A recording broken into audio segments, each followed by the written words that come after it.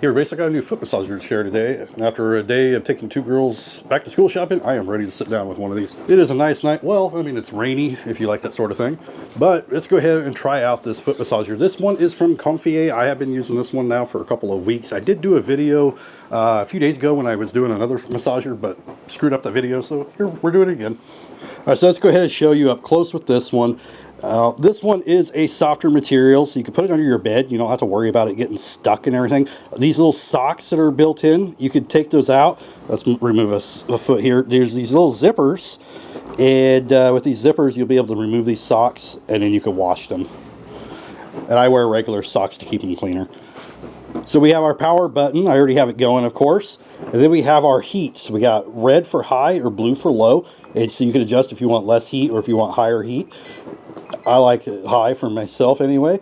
Kneading, you got low, medium, and high. And you can turn it completely off. You can turn all of these completely off if you wish. I'll go ahead and turn them all off for the moment. So knead, you got low, medium, and high. So, or I should point at that one actually. So low, it's going to be little rolling on the Shiatsu massagers. The higher you get, the more that the rollers will actually go. Now, if you want more pressure, you want more of a deep tissue, you can turn on that air, and it will fill up with the pockets. It'll kind of like push them up against your feet, and it will give you more of an intense massage. The more air, of course, the more intense the massage. And then we have vibration. We got low, medium, and high. And of course, with that one, I like to go high on that.